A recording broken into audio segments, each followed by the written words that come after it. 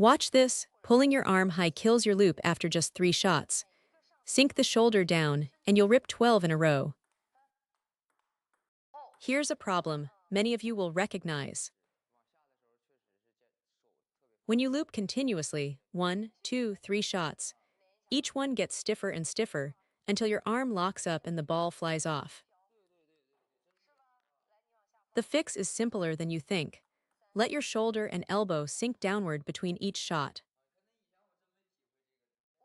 When I had my training partner try this, pulling the arm down instead of back on the backswing, the difference was dramatic.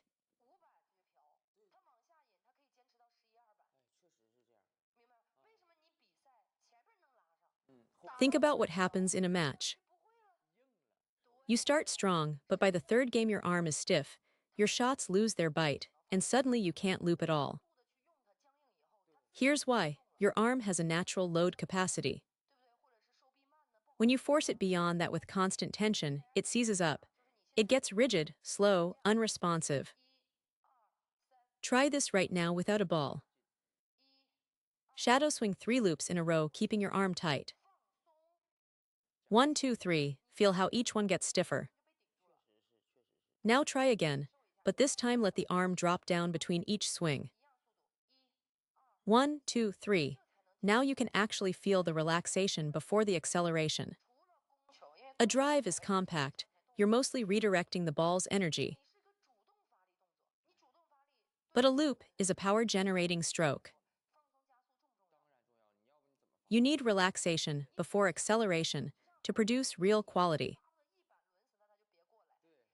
So if you want to sustain rallies, instead of gambling everything on one shot, you must sink your shoulder and elbow downward. Once you do that, watch what happens. The arm relaxes, then accelerates. The ball comes off with heavy spin, and I'm barely using any effort. So the force in my loop comes from relaxing first, making contact, and then adding a burst of speed through the ball, just a touch of extra power at the right moment.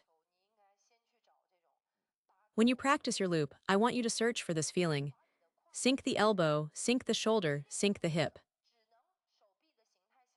Your arm's shape should hang downward, not pull backward. Only then can it truly relax. When the arm goes back instead of down, everything stays tight. When it drops, you unlock real looseness. Look at Fan Zhendong's forehand, especially in high-level rallies, his counter loops, his power exchanges. Every single time, the body shape drops down like this before the stroke. There is never a phase where the arm pulls straight back. So for all of you recreational players, stop thinking that looping against topspin means you have to draw your hand far behind you. Yes, my arm comes down, but watch what happens at the moment of contact. I'm relaxed here, and then I bring the racket up and forward to meet the ball. I still move forward through the stroke.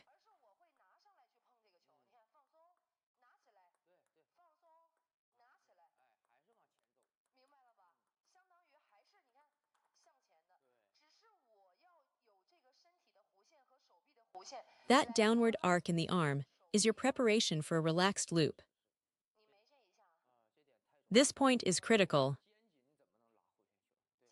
If your shoulder is tight, how can you possibly produce a quality topspin? When everything is lifted, shoulder tight, elbow tight, hand tight, you're stuck in a state of constant tension even before you swing. Think about it. When you walk or sleep, your arms hang naturally at your sides. So when we loop, our preparation should mimic the most comfortable, natural state.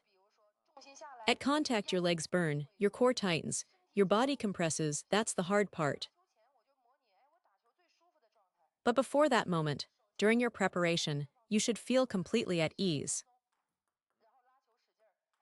Arms hanging down, body loose. That's your most relaxed state.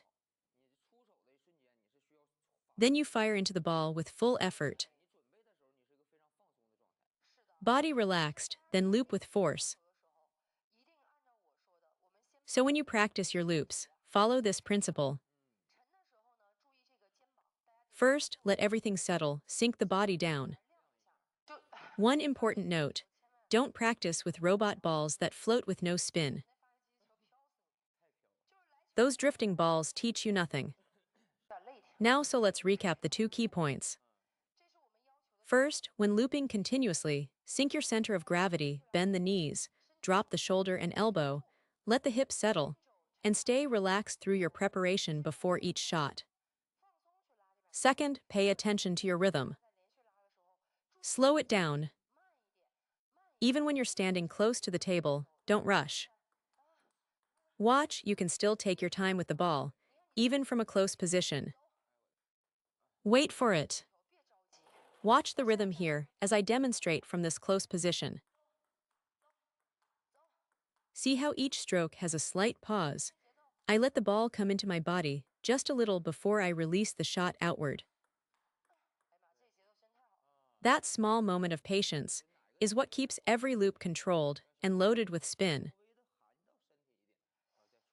So take these two ideas into your practice. Sink the shoulder and elbow down between every loop to stay relaxed, and use that brief pause to build acceleration at contact rather than swinging with constant tension.